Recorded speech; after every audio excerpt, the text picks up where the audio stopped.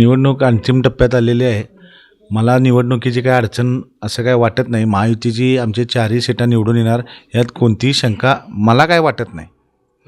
कारण आम्ही जे गेले 10 वर्ष जे प्रामाणिकपणे लोकांची सेवा केली, करोनाच्या काळात अगदी लोकांचं औषधापासनं इतर गोष्टी ज्या असतील आरोग्याच्या बाबतीत आणि ॲडमिट करणे, काय करोनाच्या काळात काय व्हायचं साहेब, पै पाहुणे जरी असले किंवा आई वडील मुलगा बघायला येत नव्हता, अशा काळात मी स्वतः जाऊन लोकांची स्वतःहून थांबून पेशंटला ॲडमिट करून कित्येक लोकांचा जीव वाचवण्याचं काम या ठिकाणी केलेलं आहे.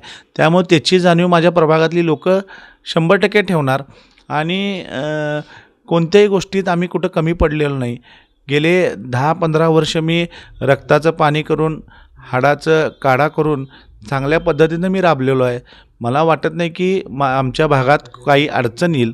तुमच्या या के-न्यूजच्या माध्यमातून मी सर्व मतदारांना आव्हान करतो, मी हात जोडून प्रार्थना तुम्हाला सगळ्यांच्या समोर हात जोडतो की ही कोल्हापुरात पहिल्यांदाच 4 पॅनलची 4 उमेदवारांची इलेक्शन व्हायला लागलं आहे. या इलेक्शनच्या जर का चांगले 4 व्यक्ती निवडून आले नाही तर कोल्हापूरचा विकास होणार नाही. याची दक्षता लोकांनी घ्यायची आहे.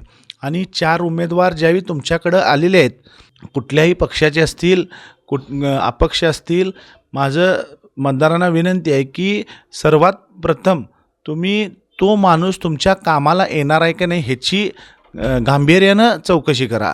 त्या माणसानं तुम्हाला हाक मारल्यानंतर तुमच्या कामाला तो येणार आहे की नाही ह्याचा विचार करा. कारण साहेब छोट्या अशा गोष्टी आहेत की एक काळ आपल्या कोल्हापुरात असा प्रसंग आला की 19 दिवस पूर होता, पाण्याचा पूर आला होता आणि पाण्याची टंचाई होती. त्यावेळी मी रस्त्यावर उतरून जवळजवळ प्रत्येक गल्लीत टँकर पोचवण्याचं काम या ठिकाणी मी केलं होतं. मला विनंती आहे, अनेकदा मी या तुमच्या के-न्यूजच्या माध्यमातून सांगतो की मतदारांना की हे 2 दिवस जे शेवटचे राहिलेले आहेत, या 2 दिवसात तुम्हाला अनेक आमिषे दाखवतील, अनेक काही दाखवतील, पण त्या आमिषाला बळी पडू नका. कारण ह्या कोल्हापूरचा विकास करायचा असेल तर चांगली व्यक्ती निवडून आली पाहिजे.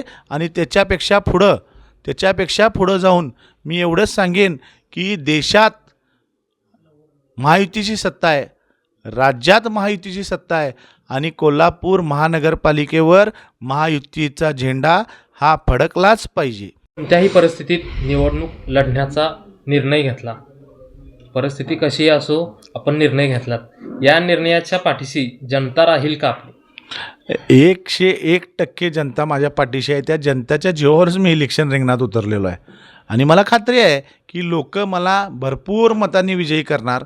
कारण मी अनेकदा सांगतो की मतदार पण सुज्ञ आहेत, चांगलं वाईट त्यांना कळतं आहे आणि अनेक वर्ष आपल्या भागाचे जे प्रश्न जे सुटलेले नव्हते ते प्रश्न आम्ही ह्या 10 वर्षात चांगल्या पद्धतीनं सोडवण्याचा प्रयत्न आम्ही केलेला आहे. त्यामुळे जनता माझ्या पाठीशी ठामपणे राहणार, यात कोणतीही शंका नाही.